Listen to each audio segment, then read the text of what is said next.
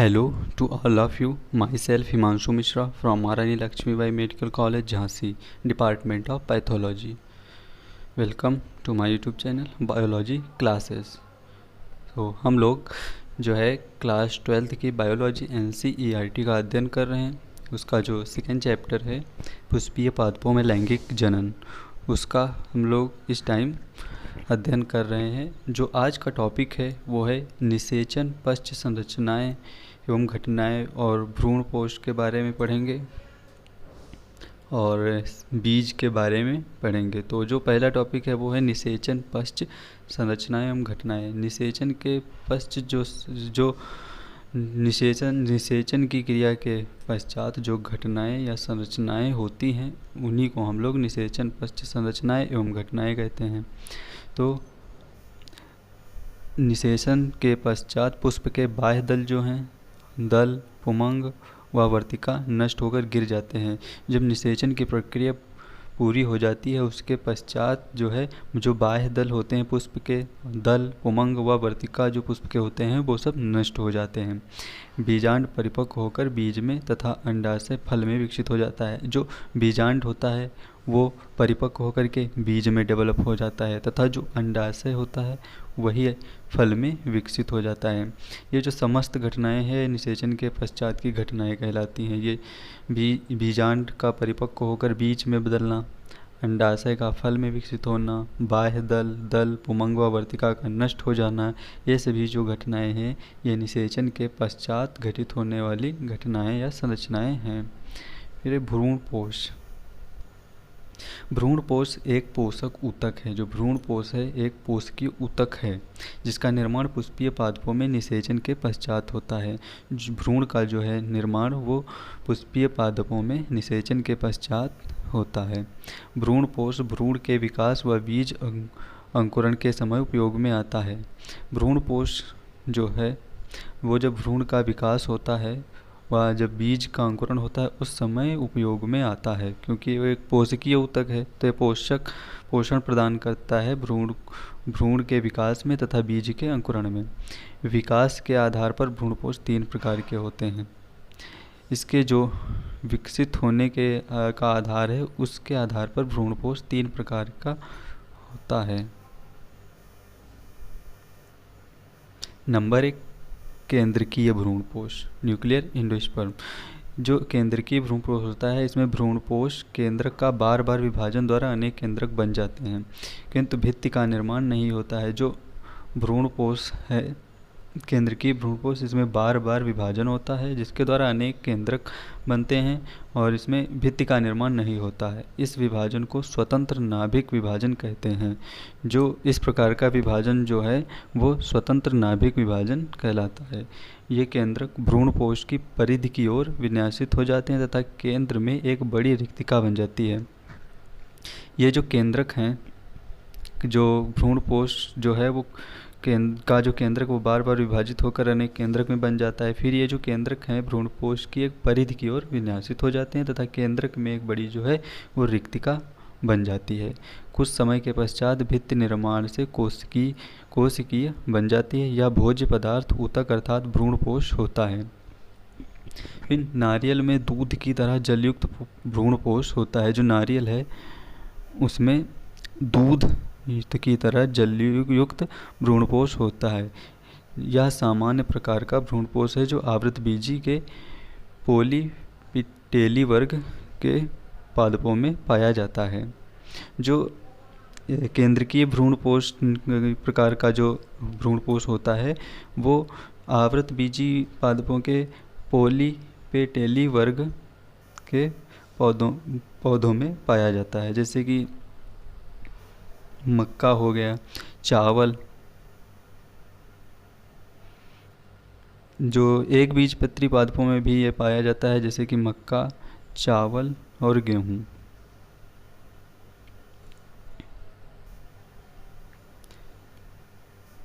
फिर है कोशिकीय भ्रूणपोष। जो कोशिकीय भ्रूणपोष होता है इसमें भ्रूणपोष केंद्रक के प्रत्येक विभाजन के पश्चात कोशिका भित्ति का निर्माण होता है। जो केंद्र कोशिकीय भ्रूणपोष होता है, इसमें केंद्रक के विभाजन के पश्चात जो है कोशिका भित्ति का निर्माण होता है, जबकि जो केंद्रकीय भ्रूणपोष है उसमें भित्ति का निर्माण नहीं होता है। अतः जो कोशिकीय भ्रूणपोष है यह आरंभ से अंत तक कोशिकीय ही रहता है। सामान्यतः इस प्रकार के भ्रूणपोष में चूसकांग विकसित हो जाते हैं। जो कोशिकीय भ्रूणपोष होता है इसमें भ्रूणपोष में चूसकांग विकसित होते हैं। इस प्रकार के भ्रूणपोष प्रायः आवृतबीजी के गेमोपेटेली वर्ग के सदस्यों में पाया जाता है। जो कोशिकीय भ्रूणपोष होता है सेलुलर एंडोस्पर्म टाइप का जो भ्रूणपोष होता है वो आवृतबीजी पादपों के गेमोपेटेली वर्ग के सदस्यों में पाया जाता है। फिर है हेलोबियल भ्रूणपोष। जो हेलोबियल भ्रूणपोष है यह केवल एक बीजपत्री के हेलोबियल गण में पाया जाने के कारण ही इसे हेलोबियल भ्रूणपोष कहते हैं। जो हेलोबियल भ्रूणपोष है ये एक बीजपत्री के हेलोबियल गण के जो पादप होते हैं उन्हीं में पाया जाता है, जिसकी वजह से इसको हम लोग हेलोबियल भ्रूणपोष कहते हैं। प्राथमिक भ्रूणपोष केंद्रक के प्रथम विभाजन पश्चात एक अनुप्रस्थ भित्ति बनने से या दो प्रकोष्ठ में विभक्त हो जाता है। जो प्राथमिक भ्रूणपोष केंद्रक के जब प्रथम विभाजन होता है उसके पश्चात एक अनुप्रस्थ भित्ति बनती है और यह जो है दो प्रकोष्ठ में विभक्त हो जाती है। निभागी प्रकोष्ठ वाली छोटी कोशिका के केंद्रक में मुक्त विभाजन होते हैं। जो निभाग की तरफ प्रकोष्ठ वाली छोटी कोशिका होती है उसके केंद्रक में मुक्त विभाजन होता है। बीजांड रूपी प्रकोष्ठ में केंद्रक विभाजन एवं भित्ति निर्माण साथ साथ होता है। जो बीजांड द्वार की तरफ प्रकोष्ठ में जो केंद्रक होते हैं उनमें जो विभाजन होता है और जिससे कि भित्ति निर्माण होता है। इस प्रकार यह भ्रूणपोष केंद्रकीय एवं कोशिकीय दोनों प्रकार के भ्रूणपोष का मिला जुला रूप है। जो हेलोबियल भ्रूणपोष है या केंद्रकीय एवं कोशिकीय जो भ्रूणपोष हैं उन सबका मिला जुला जो है वो रूप है। इसमें दोनों प्रकार के भ्रूणपोषों के लक्षण पाए जाते हैं।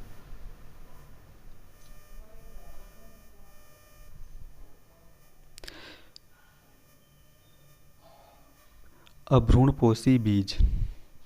कुछ पौधे होते हैं जिसमें बीज का निर्माण होते समय भ्रूण अपने विकास के लिए संपूर्ण भ्रूणपोष का उपयोग कर लेता है। कुछ जो पौधे होते हैं उनमें बीज का जब निर्माण होता है तो उस समय जो भ्रूण है वो अपने विकास के लिए जो संपूर्ण भ्रूणपोष का उपयोग कर लेता है। जो इसकी वजह से जो बीज है उसमें परिपक्व अवस्था में भ्रूणपोष उपस्थित नहीं रहता है, क्योंकि ये अपने पोषण के लिए पूरा भ्रूणपोष को उपयोग में ले लेता है, जिसकी वजह से बीज में परिपक्व अवस्था जब आती है तो भ्रूणपोष उपस्थित नहीं होता है। इस प्रकार के जो बीज हैं वो अभ्रूणपोषी बीज कहे जाते हैं। जैसे कि ये चना, मूंगफली, मटर, सेम इत्यादि में अभ्रूणपोषी बीज पाए जाते हैं। फिर है भ्रूणपोषी बीज। कुछ बीजों में भ्रूण परिवर्धन के समय संपूर्ण भ्रूणपोष का उपयोग नहीं होता है। जो कुछ पौधे होते हैं उनके जो बीज हैं वो भ्रूण जब निर्माण या विकास हो रहा होता है तो उस समय संपूर्ण भ्रूणपोष का उपयोग नहीं होता है, जिसके फलस्वरूप परिपक्व बीज में भ्रूणपोष उपस्थित होता है। जिसकी वजह से जो है जब बीज का परिपक्व होता है तो उस समय भ्रूणपोष उपस्थित रहता है। जो इस प्रकार के बीजों को हम लोग भ्रूणपोषी बीज कहते हैं। इस प्रकार का जो है भ्रूणपोषी बीज वो गेहूँ, चावल, मक्का आदि में पाया जाता है।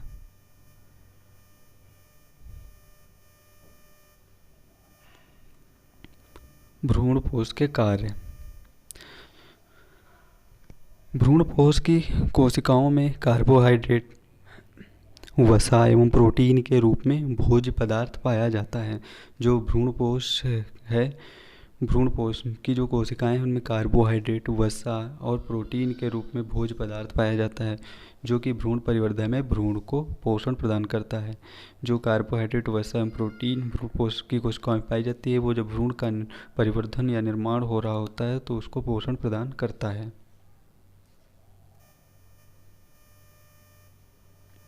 कुछ जो पौधे होते हैं उनकी कोशिकीय भ्रूणपोष में चूसकांग पाए जाते हैं। जिन पौधों की में कोशिकीय भ्रूणपोष पाए जाते हैं उनमें भ्रूणीय कोशिकीय भ्रूणपोष में चूसकांग पाए जाते हैं, जो कि भ्रूणपोष अथवा उसके बाहर उपस्थित कोशिकाओं से भोजन का चूषण कर लेते हैं। जो चूसकांग होते हैं, ये जो भ्रूणपोष के बाहर जो उपस्थित कोशिकाओं से भी भोजन अपना चूषण करके उपलब्ध कर लेते हैं। फिर बीज के अंकुरण के समय भ्रूणपोष नवोद्भिद को भोजन प्रदान करता है। जो भ्रूणपोष है, जब बीज का अंकुरण हो रहा होता है उस समय भ्रूणपोष नवोद्भिद को, जो नया पौधा अंकुरित होकर पौधा बन रहा होता है, उसको भोजन प्रदान करता है।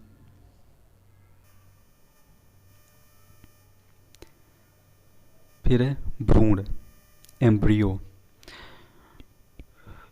जो भ्रूण होता है, युग्मनज से परिपक्व भ्रूण बनने की अवस्था को भ्रूणोद्भव कहते हैं। युग्मनज से जब जो है भ्रूणपोष बनने की जो अवस्था है उसको हम लोग भ्रूणोद्भव कहते हैं। पुष्पीय पादपों के द्विबीजपत्री एवं एक बीजपत्री पादपों में भ्रूण विकास निम्न प्रकार से होता है। जो पुष्पीय पादपों में जो द्विबीजपत्री और एक बीजपत्री पादप है, उनमें भ्रूण का जो विकास है वो निम्न प्रकार से होता है। जैसे कि नंबर 1, द्विबीजपत्री में भ्रूण का विकास। जो द्विबीजपत्री पादप हैं, उनमें भ्रूण का जो अध्ययन है वो हैंस्टीन नामक वैज्ञानिक ने फैप्सेला जो पादप है उसमें किया था। जो द्विबीजपत्री पादपों में भ्रूण का अध्ययन है वो हैंस्टीन वैज्ञानिक ने फैप्सेला पादप में किया था। इसमें युग्मनज अनुप्रस्थ विभाजन द्वारा 2 कोशिकाएं बनाता है। जो द्विबीजपत्रियों में भ्रूण का विकास होता है उसमें युग्मनज अनुप्रस्थ विभाजन करता है, जिसके द्वारा 2 कोशिकाएं बनती हैं। बीजांड द्वार की ओर स्थित कोशिका को आधारी कोशिका, जो बीजांड द्वार की तरफ कोशिका स्थित होती है उसे हम लोग आधारी कोशिका या बेसल सेल कहते हैं, तथा जो निभाग की ओर स्थित कोशिका होती है उसे अग्रस्थ एपिकल कोशिका कहते हैं। आधारी कोशिका में अनेक अनुप्रस्थ विभाजन से 6 से 10 कोशिकायुक्त संरचनाएं बनती हैं। जो आधारी कोशिका होती है उसमें फिर से अनेक अनुप्रस्थ विभाजन होते हैं, जिसकी वजह से 6 से 10 कोशिकायुक्त संरचनाएं बनती हैं, जिसे निलंबक कहते हैं। ये जो आधारी कोशिकाएं होती हैं इनमें अनुप्रस्थ विभाजन से 6 से 10 कोशिकायुक्त संरचनाएं बनती हैं, जिसे हम लोग निलंबक बोलते हैं। निलंबक की ऊपरी कोशिका फूलकर चूसकांग का कार्य करती है। जो निलंबक है उसकी जो सबसे ऊपर की कोशिका होती है वो फूल जाती है और फूल करके चूसकांग का कार्य करने लगती है, तथा अंतिम कोशिका इस फीतिका कहलाती है। और जो अंतिम कोशिका होती है वो इस फीतिका कहलाती है, और जो मूल गोप का निर्माण करती है। जो स्फीतिका कोशिका होती है वो मूल गोप का निर्माण करती है।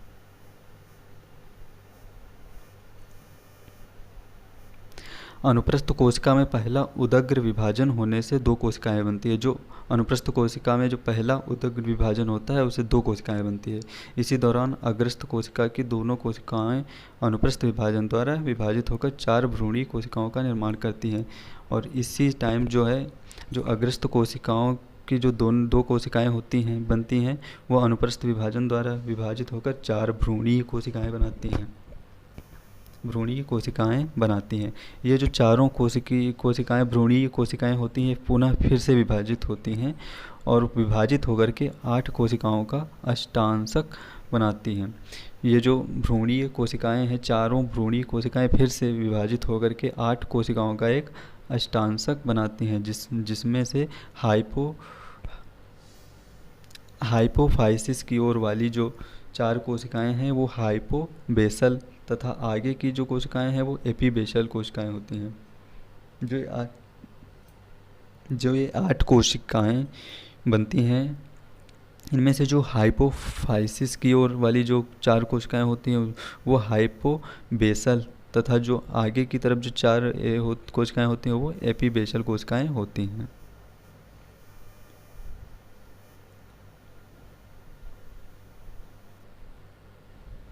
हाइपोबेसल कोशिकाओं से मूलांकुर व अधोबीजपत्र बनते हैं। जो हाइपोबेसल कोशिकाएं होती हैं उन्हीं से मूलांकुर तथा अधोबीजपत्र बनते हैं और भ्रूण वृद्धि के साथ हृदयाकार हो जाता है, जिसकी दोनों पालियों से बीजपत्र बनते हैं। जो भ्रूण है वो वृद्धि के साथ साथ हृदयाकार भी हो जाता है, हृदय के आकार का हो जाता है, जिसमें जो दोनों पाली होती हैं वो बीजपत्र बनते हैं।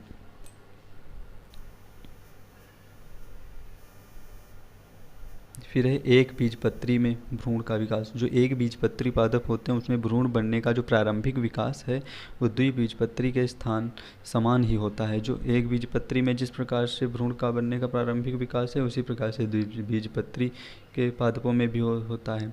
परिपक्व भ्रूण में एक बीजपत्र होता है। जो परिपक्व भ्रूण होता है उसमें एक बीजपत्र होता है। बीजपत्र को स्कुटेलम कहते हैं। जो द्विबीजपत्री पौधों में जो भ्रूण का विकास होने की जो प्रोसेस है वही एक बीजपत्री में भी है। और जो एक बीजपत्री में जो भ्रूण का है, भ्रूण में एक बीजपत्र होता है और जो बीजपत्र होता है उसे हम लोग स्कुटेलम कहते हैं। स्कुटेलम जो भ्रूण के अग्रस्त भाग में तथा प्रांकुर पार्श्व में स्थित होता है। स्कुटेलम जो है भ्रूण के अग्रस्त भाग में तथा प्रांकुर उसके पार्श्व में स्थित होता है। भ्रूणीय अक्ष को बीज पत्रोपरिक कहते हैं। जो भ्रूण का अक्ष होता है उसको हम लोग बीज पत्रोपरिक कहते हैं। बीज पत्रोपरिक के आधारी भाग को मूलांकुर चोल या शीर्ष भाग को प्रांकुर चोल कहते हैं। जो बीज पत्रोपरिक का जो आधार वाला भाग होता है उसे मूलांकुर चोल कहते हैं। मूलांकुर चोल तथा जो शीर्ष वाला जो भाग होता है उसे प्रांकुर चोल कहते हैं।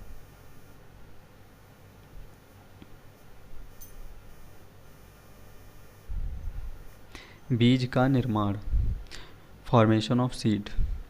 जब बीज का निर्माण है वो द्विनिषेचन के पश्चात भ्रूण तथा भ्रूण का कोश का परिवर्धन तो होता रहता है, परंतु साथ ही साथ अंडाशय तथा बीजांड में अन्य परिवर्धन भी होते रहते हैं। जो द्विनिषेचन के पश्चात जो है वो भ्रूण तथा भ्रूणपोष का परिवर्धन साथ साथ होता रहता है और उसी के साथ ही साथ जो अंडाशय होता है तथा जो बीजांड होता है वो भी परिवर्तित होता रहता है और बीजांड से बीज का निर्माण होता है जो लैंगिक प्रजनन का अंतिम उत्पाद होता है। जो पुष्पीय पादपों में लैंगिक प्रजनन का जो अंतिम उत्पाद होता है वो बीज ही होता है जो कि बीजांड से विकसित होता है। बीजांड का बाह्य अध्यावरण सूखकर व कठोर होकर बीज का बाहरी कवच बनाता है। जो बीजांड का जो बाह्य अध्यावरण होता है वो सूख करके वह कठोर हो जाता है और बीज का बाहरी कवच बनाता है जिसे टेस्टा बनाता है तथा अंतःआवरण भीतरी कवच टेगमेन बनाता है। जो बीजांड का बाह्य अध्यावरण है वो जो है बीज का बाहरी कवच बनाता है जिसे टेस्टा कहते हैं और जबकि जो बीजांड का जो अंतः आवरण होता है अंतः आवरण वो भीतरी कवच बनाता है बीज का जिसे हम लोग टेगमेन कहते हैं। इस प्रकार टेस्टा व टेगमेन से बीज कवच बनते हैं। बीजांड व्रंत से बीज का व्रंत बनता है। जो बीजांड व्रंत होता है उसी से बीज का जो है वो व्रंत बनता है। व्रंत जिस स्थान पर बीजांड से जुड़ता है उसे हाइलम कहते हैं। जो व्रंत जो है वो जिस स्थान पर बीजांड से जुड़ा हुआ होता है उसे हाइलम कहा जाता है, उस स्थान को हाइलम कहते हैं। तथा यह सब सूखे बीज में एक चिन्ह के रूप में दिखाई देता है। जो पूर्णतः परिपक्व और सूखे हुए बीज होते हैं उसमें जो है हाइलम वो एक चिन्ह के रूप में दिखाई देता है। भ्रूणपोष के आधार पर बीज दो प्रकार के होते हैं। जो भ्रूणपोष है उसके आधार पर बीज दो प्रकार के होते हैं। जो नंबर 1 है वो गैर एल्ब्यूमिनस बीज। जो गैर एल्ब्यूमिनियस बीज होता है इन बीजों में भ्रूण विकास के दौरान भ्रूणपोष का पूर्णतः उपयोग कर लिया जाता है जिसकी वजह से बीज भ्रूणपोष रहित होते हैं। इन्हें हम लोग गैर एल्ब्यूमिनियस बीज कहते हैं, जैसे कि मटर और मूंगफली के में पाया जाता है। नंबर 2 है एल्ब्यूमिनियस बीज। इन बीजों में भ्रूण विकास के दौरान भ्रूणपोष का पूर्णतः उपयोग नहीं होता है। जो एल्ब्यूमिनियस बीज होते हैं इनमें जब भ्रूण का विकास होता है उसके दौरान भ्रूणपोष का पूर्णतः उपयोग नहीं किया जाता है, अतः ये बीज जो है वो भ्रूणपोष युक्त होते हैं। इस प्रकार के एल्ब्यूमिनेस जो बीज हैं वो जैसे गेहूँ, मक्का, बाजरा इत्यादि। कुछ पौधों में बीजांड के चारों ओर एक मांसल आवरण मिलता है। कुछ पौधों के जो बीजांड होते हैं उनके चारों ओर एक मांसल आवरण होता है जिसे एरिल कहते हैं। एरिल। लीची में खाने योग्य जो भाग होता है वो एरिल होता है। फिर यूफॉर्बिएसी कुल के पादपों में बीजांड द्वार वाले छोर पर सफ़ेद रंग की संरचना पाई जाती है जिसे कैरेंकल कहते हैं। जो यूफॉर्बिएसी कुल के जो पादप होते हैं उसमें बीजांड द्वार वाले छोर पर सफ़ेद रंग की एक संरचना पाई जाती है जिसे हम लोग कैरेंकल कहते हैं, जैसा कि अरंडी के बीजों में पाया जाता है। जो अधिकतर एक बीजपत्री पादपों में बीजांड द्वार वाले छोर पर एक प्यालेनुमा विशिष्ट संरचना पाई जाती है जिसे ओपर्कुलम कहते हैं। जो अधिकतर जो एक बीजपत्री पादप होते हैं उनमें जो बीजांड द्वार वाले छोर पर एक प्यालेनुमा विशिष्ट संरचना पाई जाती है जिसे हम लोग ओपर्कुलम कहते हैं। तो आज का टॉपिक यहीं पे समाप्त करते हैं और आगे का जो टॉपिक है वो हम लोग नेक्स्ट वीडियो में देखेंगे। हो सकता है नेक्स्ट वीडियो में चैप्टर 2 कंप्लीट हो जाए।